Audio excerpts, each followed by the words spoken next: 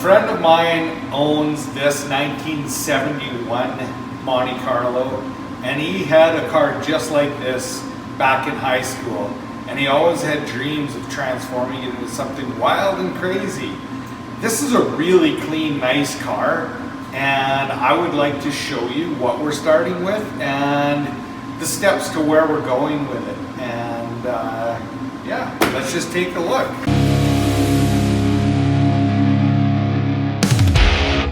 So really clean, beautiful car. It's an awesome base to start with. Under the hood, it is housing a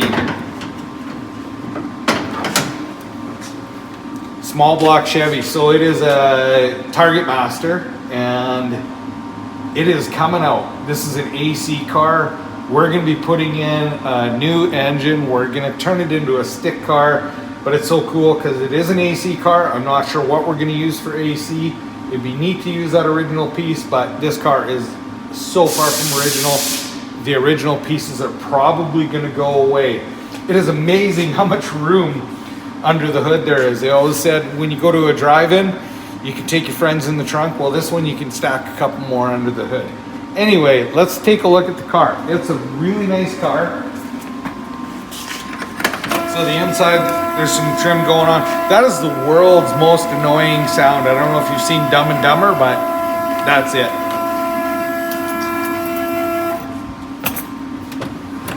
So the interior, it's in pretty nice shape. Some of the trim coming off it, whatever. It is what it is, because this is all going away. So this is gonna be a stick car. It's getting 5-speed. It's getting newer seats. I have to manufacture a console. And then we're gonna flip it onto a new chassis, and we'll go check that out. The chassis behind me is the new chassis that's going in. So we are starting with a LT4. It is a crate motor from GM, beautiful engine. Pulleys have already been changed on it, so it's gonna make a little bit more horsepower than stock LT4. We got a Tremec 5-speed transmission behind it. And we have independent rear suspension with a Ford 9-inch. So this chassis is absolutely gonna change how this car rides and feels. And I'm just really excited to get at it. And so I need to rip that car apart, ripping it to shreds. And we have to do a bunch of modifications to the car to make this fit. So it's getting tubbed, and the interior is getting stripped. It's getting a new hood. There's just a huge list, and I'm sure it's gonna change. This guy's really creative in his thinking, so I'm super excited to get on this build. This Monte Carlo is in the official teardown. And of course, when you pull something apart that other people have worked on, not always, definitely not always, but a lot of the time, you're gonna find things that are definitely, not right. So a bunch of the bolts that held the fender on and inner fender on were missing. There was just random bolts put in spots that weren't correct. There's a bunch of the fasteners you can see that they didn't pull apart. You can't really see them under here, but underneath there where the battery had rusted it out. So they left a bunch together when they painted it. And yeah, it's just the way things go.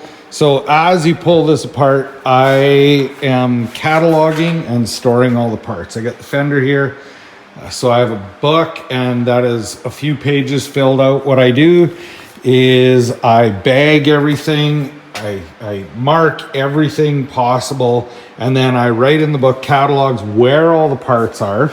So this box here is actually a box that's labeled. This is my box 1, but this is hardware getting put into there. It is all labeled, and I keep track of exactly what needs attention in my cataloging system. And as I go, I can stay organized so I don't forget about stuff when I do orders. As well, I know where I'm sending parts. If I'm getting stuff polished, I send it to the polisher. I catalog all that.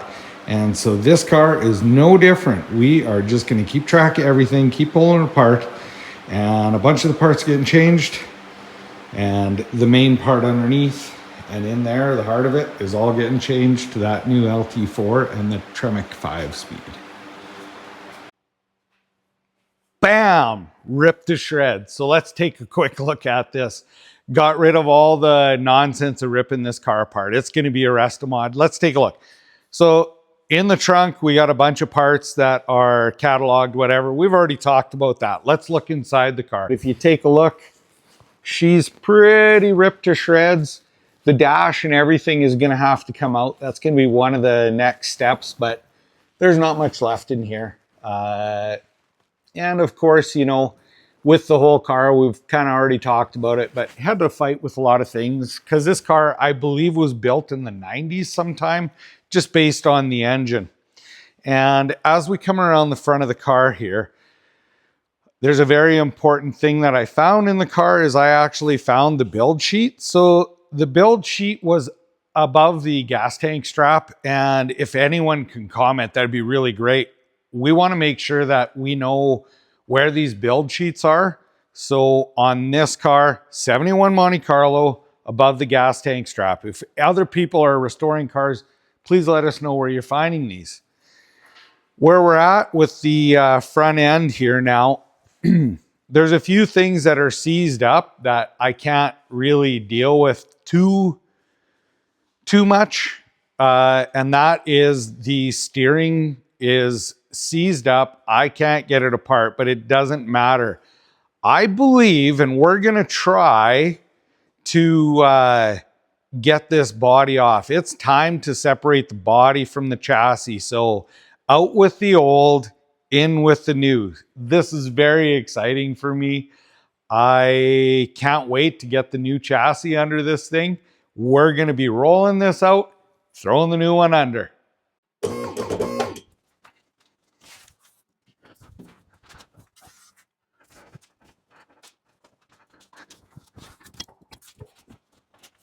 This car, the floor, chassis, everything is very similar to other GMs. And the one point of interest that I wanted to say is I started building a jig to lift on the back and looked at the surface area it was holding against. And I'll just go and take a look at that. So my plan is, and in the past, I built a jig to lift in here.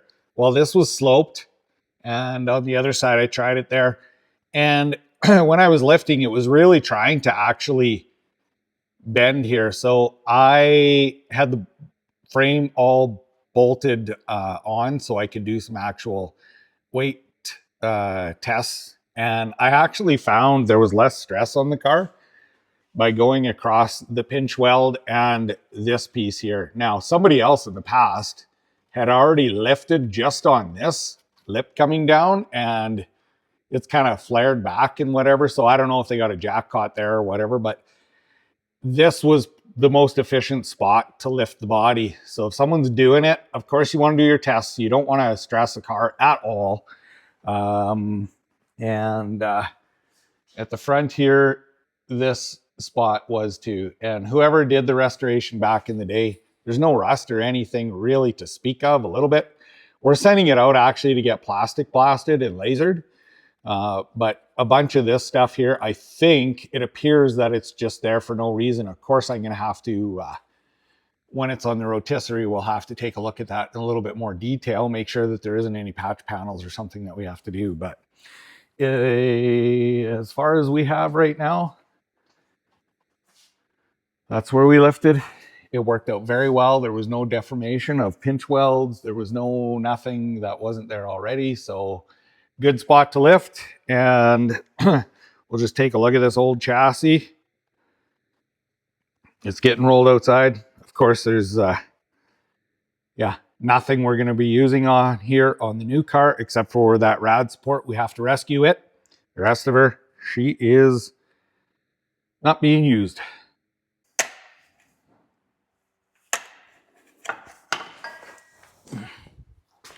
Just stuck the tranny in neutral. Out with the old.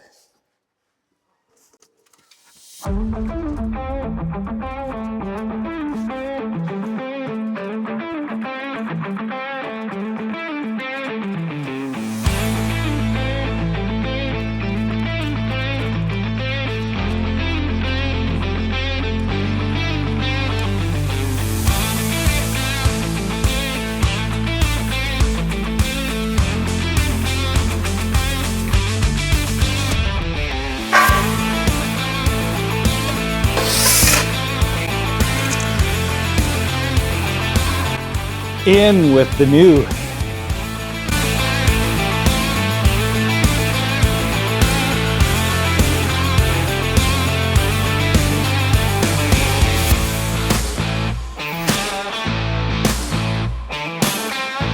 Just in case anyone's wondering, I'm not that good as where I can eyeball this thing under the car. So what I did before I rolled the chassis out is actually, when I rolled it out, the floor was dusty.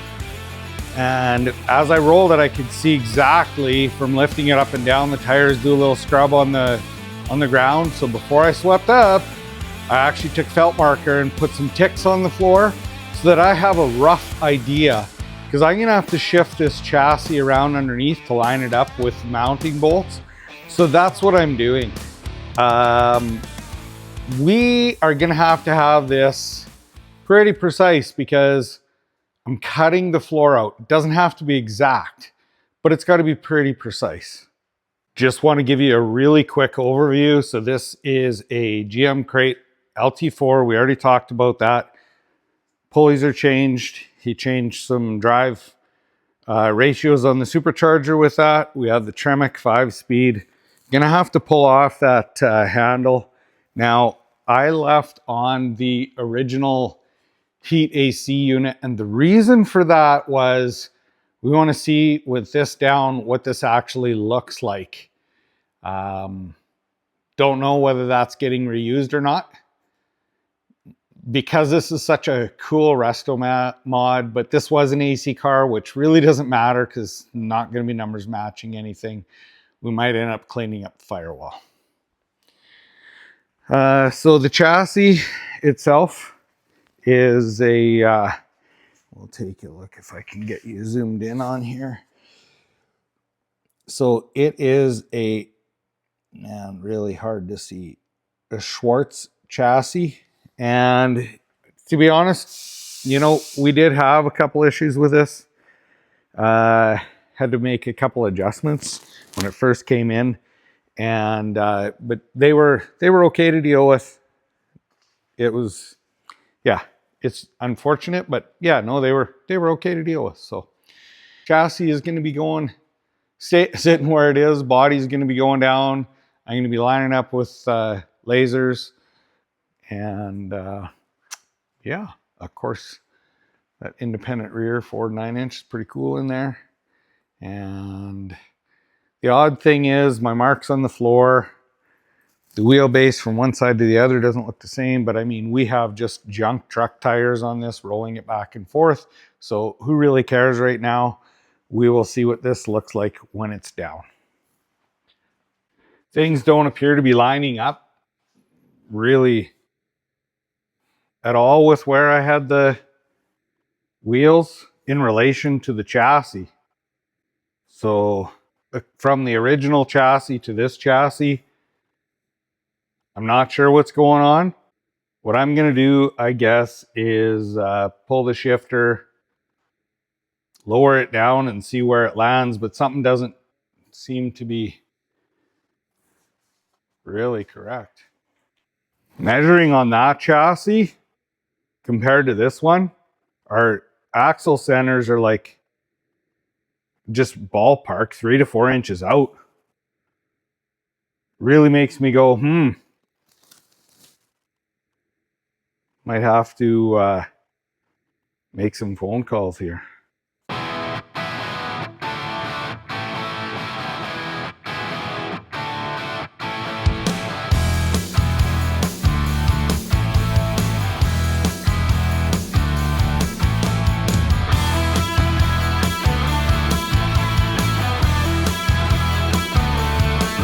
Right away, I can see that we are going to have conflict with the factory air conditioning unit.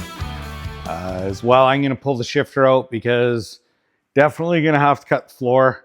There is a kit to put the floor in, so I am going to just pause this, get a bunch of setup done. I'll explain what I'm doing or what I've done when I come back. All right, I got to bring you back into where we are now, and we got a bit of a hello howdy doody that we're gonna have to make some decisions and make some phone calls. But what we have is I took and I test fit this is a Silver Sport transmission kit for the Tremec. I threw it over where it goes and I lowered the car down to figure out where the shifter was approximately. I cut a really small hole. That whole piece will be getting cut out. That'll be seamed in so it never even looked like it was installed. It's going to look like it was formed into the floor. That's that. That's all good. Okay. So carrying on under the hood here, well, pulled off the AC unit like we said we needed to do. That literally has lots of clearance. Other than I'm probably going to have to clip this bolt off here. But this whole piece on here, we'll be making a piece to cover that up so it just looks beautiful. Then, well, I guess the next thing is the engine was further ahead than what it could have been. So what we have is adjustable motor mounts that have a bunch of different holes. We might have to move it back 1/2 inch, but I ended up moving the engine 1 3/4 inches ahead, a little bit, well, about that. And the tranny mount that's in there, where it's sitting right now, it will not work. So we'll probably have to fab up a new tranny mount, which in my opinion is a good thing. I like fabbing. And I don't really like how that one is anyway. So that's not a big deal. So the engine and transmission were in the chassis when I got it. The next thing I did is I took and I put the back end on jack stands, yanked the rear wheels off. The reason I yanked the rear wheels, while it was going to be hitting into the inside of the structure and everything. So rear wheels needed to come off so that we didn't have interference when we lowered this. Beautiful, beautiful, beautiful. I kind of threw my hands up with laser because nothing was making sense. Well, nothing does make sense. You can see I have a tape measure strung. That is on the front bumper mount. And that is on the back body mount. So I took and I measured from the back body mount of the chassis, the original chassis, compared the two. Well, the original chassis mounting point from there to there is, well, it's roughly, I just rough measured it, 9 1/4 inches longer. So this chassis is longer, 9 1/4 inches. So another hiccup with this chassis. I don't know what's going on here. I also measured between that mount and the rear body mount. There's a huge difference in that. These 3 mounts here, huge difference. So these 3 mounts aren't equaling the same distance as over here. This mount to the back mount aren't equaling the same different distance. In my opinion, he got shipped a chassis that is not a Monte Carlo chassis. Even the wheels are sitting like, I don't know, it's hard to tell with it up, but the wheels are sitting literally 4 inches back in the opening from where they should be. So I got to make a tough phone call. Got to call my friend. You know, the fortunate thing is he's a super nice guy. He was a customer, kind of. He's turned into a friend of mine. He's an awesome guy. So he'll probably react how he does when we run into something. Well, how are we going to deal with it? So I'm not looking forward to that call because I hate giving the bad news. I feel horrible, but it's really not my fault. It just really sucks that I have to make that phone call. So anyway, I'll be phoning him up. I'm sure he'll come up, check it out. This chassis turns out that it is not for the Monte Carlo. So all the problems that we've been having with it, well, we have to ixnay them because I'll tell you what, any company can screw up. And you want to deal with a company like this. They took ownership, even though it took a little bit of time. It's a full build, so it is what it is.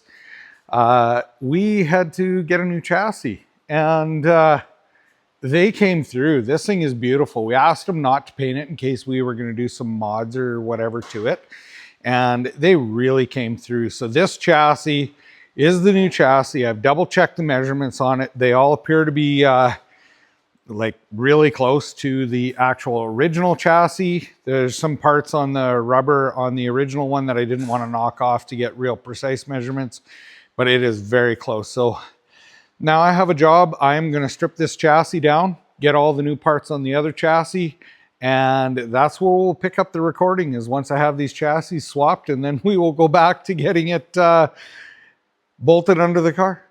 Hey, would you look at that? It's all swapped out. The new chassis is under the car. And just like normal hot rodding, things aren't exactly what was figured. So this is a LT4 with a Tremec going in, and Schwartz, they've done some changes to their normal Monte Carlo chassis. This thing is beautiful. It looks like it's going to fit the car great. But the only thing is they had not done the independent rear suspension or an LT4 in one of these before. So it turns out I had to take care of some things. And what I'll do is I'm just going to show you some things that we have to deal with and we're starting to deal with. So I'm just going to swap this camera around. This is the original engine mount with the bushing in, of course, and it isn't going to work because, well, the steering where it is would go right through. If I put it in, it would go right through that bushing. Well, that's going to really suck to try and get a U-joint to be able to manage that situation. So what I've done is I have a new PC and seat out and sitting on the block so I can build a new mount.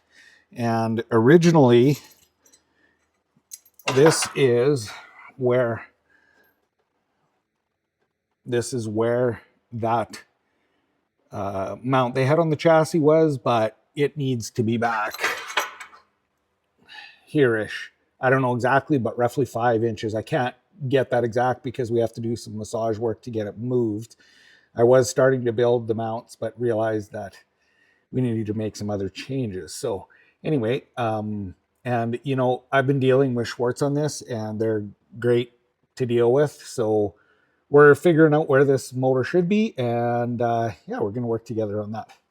So what I have to do is I'm going to take this mount bushing and put it up here somewhere, and then I'm going to build a mount that the front comes, you know, is quite a big gusset, and then the back is going to have clearance for this to go past that mount. Now, as well, I've had to move the motor to the passenger side, and I don't know if you can see in here, but I've moved it quite a bit over to the passenger side. I still got to get measurements. Now, the issue that I'm having with this is getting the correct angle. And so right now, I have the engine 3 degrees back. The engine's sitting way lower than originally where they had that set up. And we have just some very tight tolerances here that I'm going to have to deal with. And I'll show you why I have it down and back so much. On this side as well, you know, we have some clearance. I can come this way a little bit more. Now, in this car, the way the dash is, it is so deep in here that originally where they had the engine, it was, I think, I don't know for sure, but I think it's going to be about 5 inches ahead, which on a Monte Carlo, if you've ever seen, there's a big space up front. So doing that with a stick car would have put that shifter right underneath the dash. Now, the drive shaft tunnel in this is really shallow in here. We're going to have to grow that a little bit, I believe. And the transmission tunnel up top, that's where it's sitting, but a drive shaft isn't going to have enough room to move in there. So had to pull the engine back. You're going to have to flip the shifter to the back side of that, but it looks like the Silver Sport transmission piece is going to fit. Now, if we look in the back here, the independent rear suspension was not fitting at all, so couldn't put it down, and we're going to have to modify the floor there behind the seat, which we're going to have to do anyway because this thing's getting tubbed, and we'll have a video on that. Of course, you have to sit the light down where you don't want it. The gas tank mounts. Now, I have the chassis still needs to go back a 1/2 inch, and I just literally pounded up the gas tank mount because the gas tank that we got with is not going to fit the way it was supposed to. Gonna have to mount it differently somehow. First of all, the sway bar's in the way and so on with that. And but everything else now, before it wasn't clearing, now we got clearance everywhere. It's gonna fit in there nice. So another issue we have, this chassis, I have 1 bolt kind of started in the back. There's a lot of slop in the holes in these cars, and the nuts are floating in the frame, and I'll show you that later.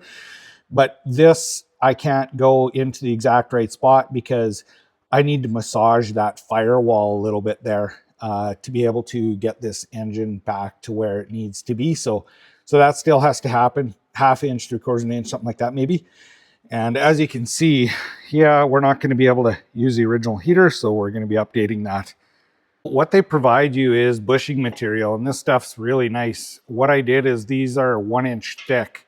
I measured the factory mounts, and they give you a piece of raw material like this to machine out. So what I've done is I've machined 6 of these just because I am sure that they won't be the exact same spacing on all of them, but at the front end there's 2 side by side and here, so I felt pretty safe to machine 6 of these at 1 inch. Now there's another point of interest that I'd like to highlight on these cars.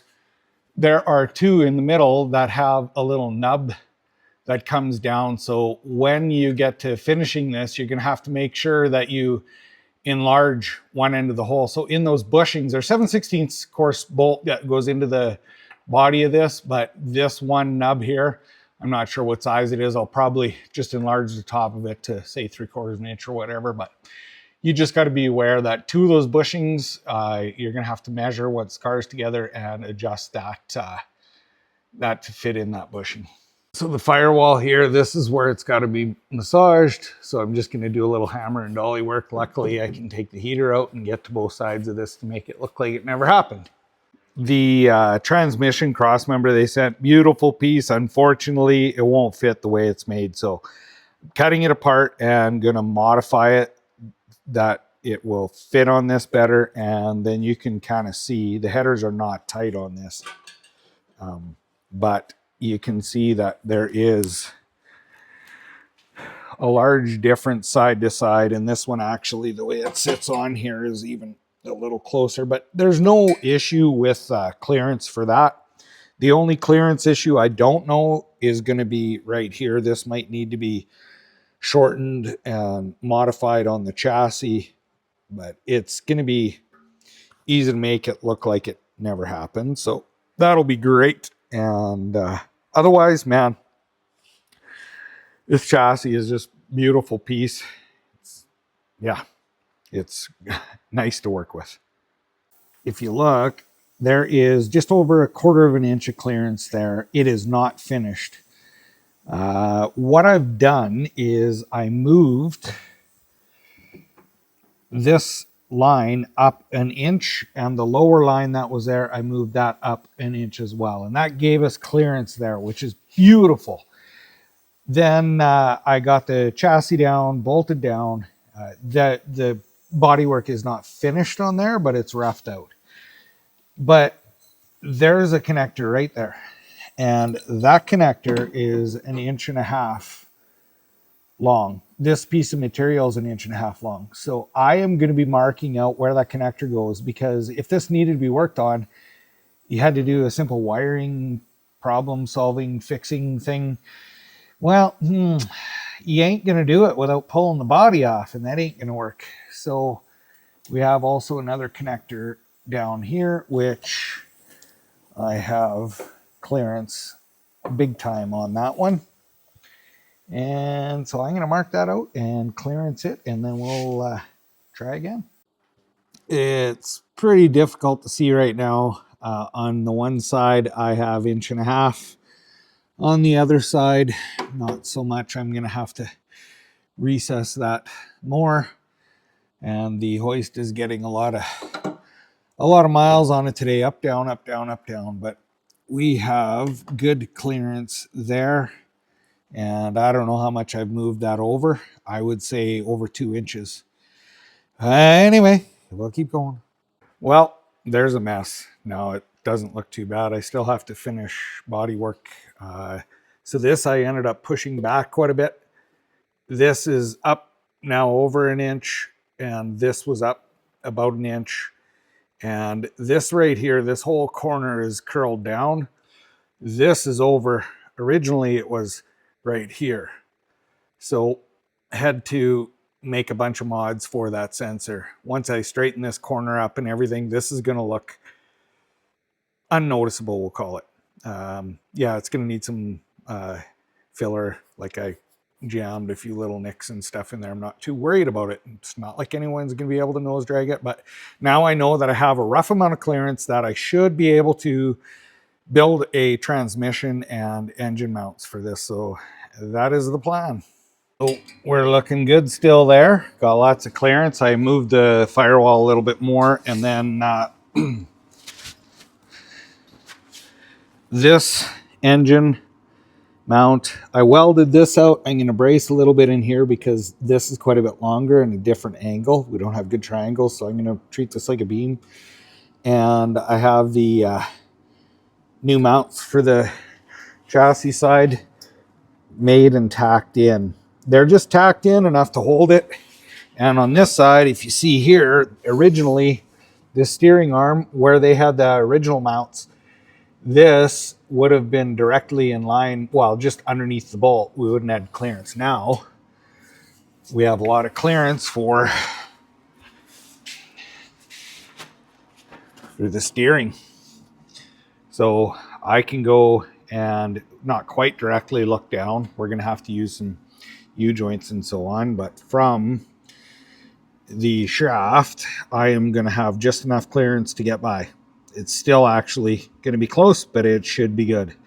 This camera angle is actually directly looking at that from the end of the shaft. So I don't know, I might have to do something with the header here or whatever. But anyway, we are way closer, and I'm just going to get it up because we have a tranny mount that's all tacked up too.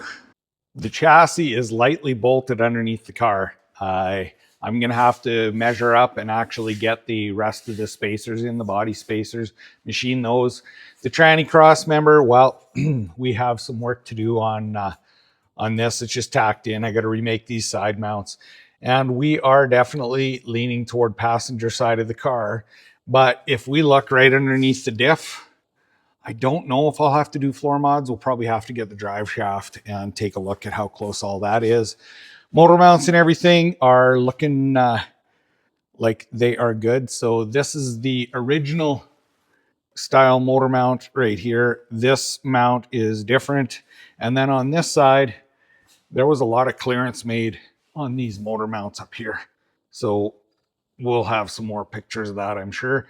And the steering wise, well, we are going to have, looks like pretty good clearance on that. We might end up with a header tube issue, but we'll deal with that.